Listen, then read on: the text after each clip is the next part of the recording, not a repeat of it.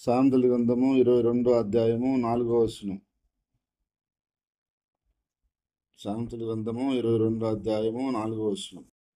యెహోవా యందు భయభక్తులు కలిగి ఉంట వినయమునకు ప్రతిఫలము, ఐశ్వర్యమును ఘనతయు జీవమును దానివల్ల కలుగును. ఇక్కడ ప్రభు అంటున్నాడు, యెహోవా యందు భయభక్తులు కలిగి ఉంట అనేది దేవుని యందు భయభక్తులు కలిగి ఉంటేనే మనము వినయంగా ఉండగలుగుతాము. తర్వాత ఐశ్వర్యమును ఘనతయు జీవము దానివల్ల కలుగుతుంది అంటున్నాడు. ఈరోజు దేవుని యొక్క వాక్యాన్ని బట్టి మనం తెలుసుకోవాల్సిన విషయం ఏంటంటే, యెహోవా యందు భయభక్తులు కలిగి ఉంటే మనకు ఎన్నో ఆశీర్వాదాలు మేళ్ళు ఉన్నాయి.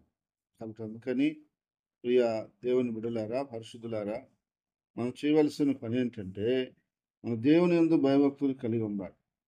దేవుని యందు భయభక్తులు కలిగి ఉండడం వల్ల ఎన్నో మేళ్ళు మన జీవితంలో, మన కుటుంబంలో మనకు కలుగుతూ ఉన్నాయని ఈ వాక్యం ద్వారా చెప్తున్నాను. ఒకటి, వినయం అనేది ఉంటుంది మనం.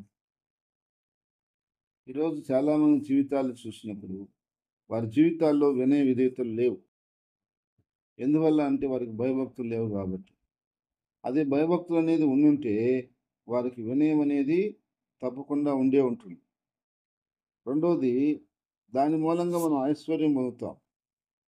ఈరోజు ఐశ్వర్యం కావాలని మనం ప్రభు సన్నిధిలో మనం ఎదురు చూస్తున్నాం, కానీ అది మనకు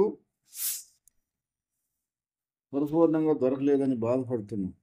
కానీ దేవుని వాక్యాన్ని బట్టి మనం ఆలోచించాల్సిన విషయం ఏంటంటే, మనం ఖచ్చితంగా ఎప్పుడైతే భయభక్తులు కలిగి ఉంటామో అప్పుడు మాత్రమే అలాంటి అవకాశం మనకు ఉంది.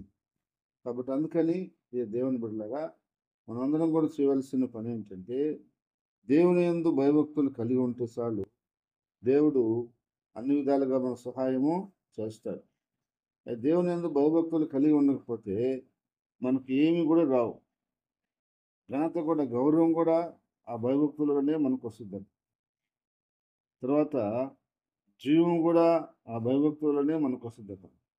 కాబట్టి ఇన్ని మేలు, ఇన్ని ఆశీర్వాదాలు ఎట్లా వస్తాయి అంటే మనం కేవలం భయభక్తులు కలిగి ఉన్నందువల్లనే వస్తున్నాయి. అందుకని ఇక దేవుని బిడ్డలారా, పరిశుద్ధులారా, మనం భయభక్తులు కలిగి ఉండే జీవితంలో ఎన్నో ఆశీర్వాదాలు ఉన్నాయి.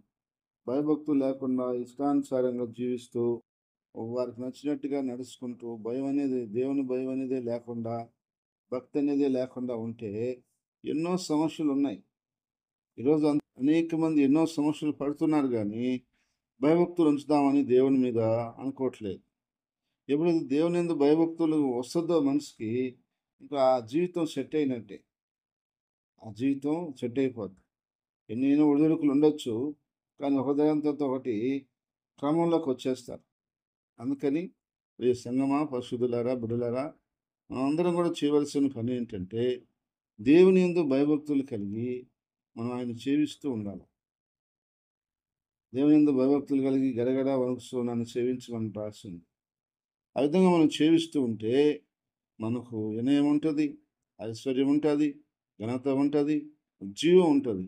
అన్నిటికంటే ముఖ్యమైనది జీవం. జీవం లేకపోతే మనం అసలే లేవు. ఇప్పుడు మనకి ఎన్ని ఉన్నా కూడా మనం అసలు లేకపోతే ఏం లాభం? ఆ జీవం అనేది మనకుంటే కదా, బ్రతుకుంటే కదా మనం ఏదైనా అనుభవించడానికి, లేక ఏదైనా చేయటానికి, ఏదైనా ఉండటానికి వీలు పడుతుంది. ఆ జీవం పోతే ఏం చేయొచ్చు ఇంకెందుకు? కాబట్టి ఆ జీవం కూడా దేవుని యందు భయభక్తుల వలనే మనకు కలుగుతా ఉంది. అందుకని మనందరం కూడా దేవుడంటే భయము, భక్తి కలిగి గడగడ వణుకుతూ ఆయన సేవిస్తూ ఉంటే ఎన్ని ఒడిదుడుకులున్నా సరే ఎన్ని కూడా ఆయన సెపరేట్ చేస్తాడు. ఆయన నామాన్ని బట్టి మనకు సరిచేస్తాడు. ఆయన నామాన్ని బట్టి అవన్నీ మనకు అనుగ్రహిస్తాడు. కాబట్టి ఇక లేకపోతే మనం ఏం ప్రయోజనం ఉండదు. అందుకని ఏ సంగమా, పరిశుద్ధులారా, దేవుని బిడ్డలారా, మనం అందరం భయభక్తులు కలిగి దేవుని సన్నిధిలో నడుచుకోవటానికి ఆయన కృపా కనికరములు, దేవుని ఆశీర్వాదాలు, మేళ్ళు ఎల్లప్పుడూ మనకిచ్చి ఆశీర్వదించి వర్ధులు చేయనుగాక. ఆమేన్. ప్రార్థన చేసుకుందాం. స్తోత్రం తండ్రి, పరిశుద్ధుడా, నీ స్తోత్రాలు చెల్లిస్తున్నాను. ఈ సమయంలో నీ వాక్యం ద్వారా మాతో మాట్లాడి ఆదరణ, హెచ్చరిక, క్షమాభివృద్ధిని కలిగించమని, నీ నామాన్ని అత్యధికంగా మహింపరచుకోమని, నీ చిత్తం చొప్పున నడిపించమని ప్రార్థిస్తున్నాం ప్రభువా. అయ్యా, మేము నీ యందు భయభక్తులు ఉండాలి. భయభక్తులు లేకపోతే బరి తెగించి నడుచుకుంటే తర్వాత చాలా ప్రమాదాలు ఎదుర్కోవాల్సి వస్తుంది. చాలా సమస్యల్లో పడిపోతాం. చాలా ఇబ్బందులు మమ్మల్ని చుట్టుముట్టేస్తాయి. ప్రభువా, మేము దిక్కుతోసిన పరిస్థితికి వచ్చేస్తాం. తండ్రి, ఈ సమయంలో అలాంటి జీవితం మాకు లేకుండా ప్రభువా, నీ యందు భయము భక్తి కలిగి ప్రభువా, అదిగో మేము మా కుటుంబం మా బిడ్డలు అందరం కూడా ఎంతో భయంగా భక్తిగా నీ సన్నిధిలో అయ్యా నీతో నడుచుకోవడానికి సహాయం చేయను. అయ్యా, సాతాను ఏదైతే అయినా భయభక్తి లేకుండా లోకానుసారంగా తిరగాలని మాకు అయ్యా వాడు అవకాశాలు కల్పిస్తాడో, అయ్యా అదిగో మార్గాలు చూపిస్తాడో అవన్నీ మేము తోసివేసి నీవంటే భయంతో భక్తితో బతకటానికి ప్రభువా నీ కృప చేత, నీ కనికరం చేత, నీ ఆశీర్వాదాల చేత మమ్మల్ని నింపమని ప్రార్థిస్తున్నాం ప్రభువా. అయ్యా, ఊరూరు సంఘము, నెల్లూరు సంఘము, బ్రాంచ్ సంఘాలు ప్రతి సంఘమును జ్ఞాపకం చేసుకొని నీ ప్రజలను బహుగా దీవించి ఆశీర్వదించమని దేవా, నీ ప్రజలకున్న ప్రతి కొదువును తీర్చమని ప్రార్థిస్తున్నాం. ప్రతి ఇరుకు ఇబ్బందిని తొలగించమని ప్రార్థిస్తున్నాం ప్రభువా. వ్యాధి బాధలను తీసేయమని ప్రార్థిస్తున్నాం ప్రభువా. అంధకార కార్యాల్ని, దురాత్మ కార్యాల్ని, చీకటి కార్యాల్ని, క్షుద్ర శక్తులను, మంత్ర శక్తులను, శాత్వ శక్తులను, శిలంగ శక్తులను, ప్రతి విధుల దురాత్మ శక్తుల్ని యేసు క్రీస్తు నామంలో బంధిస్తున్నాం తండ్రి. బంధించున్నాను ప్రభువా, మీరు బంధించండి ప్రభువా. నీ ఆత్మ చేత ప్రతి బిడ్డకి, ప్రతి కుటుంబానికి, ప్రతి ఒక్కరికి నువ్వు సహాయం చేయమని ప్రార్థిస్తున్నావు. దేవా, నీ వందనాలు ప్రభువా. వందనాలు నాయన ప్రభువా. ఇంకా నీ పరిచర్ని విస్తరించుటకు, సరదుల విషయాలు పరిచిపట్టుకు, అనేక సంఘాలు అనేక చోట్ల నాయన స్వార్థ ప్రకటించబట్టుకు, అనేక మంది దేవుని పరిచారకులు సిద్ధపరచబట్టుకు నువ్వు సహాయం చేయలేదు ప్రభువా.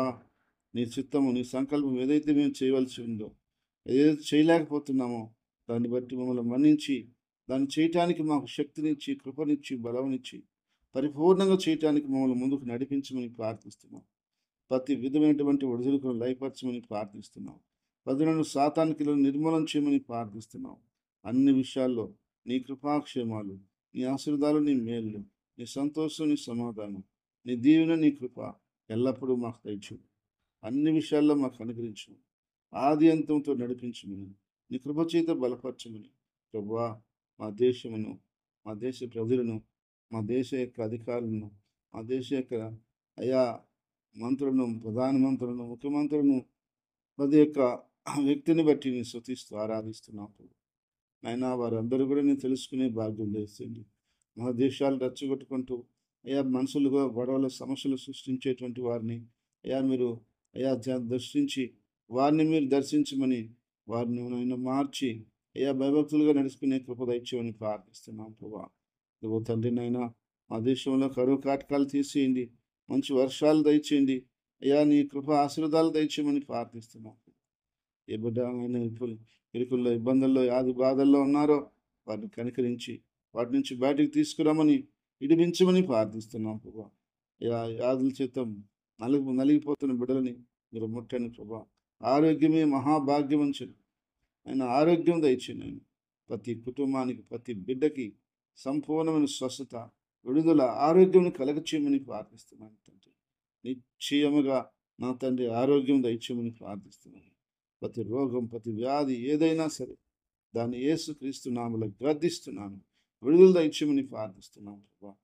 రీతిగా ప్రభా, నీ ఆత్మ చేత ప్రతి బిడ్డకి, ప్రతి కుటుంబానికి మేలు చేయమని ప్రార్థిస్తున్నాను.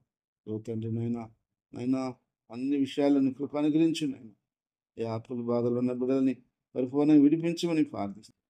ఉద్యోగాలు చేస్తున్న బిడ్డలని, వ్యాపారం చేసుకున్న బిడ్డలని, పనులు చేసుకున్న బిడ్డలని, చదువుకున్న బిడ్డలు అందరినీ కూడా బలపరచండి, ఆశీర్వదించండి, కంచి కాపుదలించి కాపాడి భద్రపరచమని ప్రార్థిస్తున్నాను. అన్ని విషయాల్లో నీ కృపాక్షేమాలు, నీ దీవెనాశీర్వాదాలు మాకు ఇచ్చి అన్ని విధాలుగా తోడు నేడుగా ఉండి నీ కృప చేత బలపరిచి అయ్యా నీ సహాయం ఎల్లప్పుడూ ఉంచి మహిమ పొందమని ఈరోజు పుట్టినరోజును, వివాహ దినమును జరుపుకుంటున్న ప్రతి బిడ్డల్ని ప్రభువా, ఈ వాక్యం ఉంటున్న ప్రతి బిడ్డలని నన్ను నీ ఆత్మ చేత నింపి, కృప చేత నింపి, నీ సంతోషం, నీ సమాధానం, నీ ఆశీర్వాదం, నీ దీవెన, నీ మేళ్ళు ఎల్ల వేళలా కలగచేసి వర్ధలు చేసి నీ నామాన్ని మహింపరచుకోమని యేసుక్రీస్తు నామమున ప్రార్థిస్తున్నాము తండ్రి.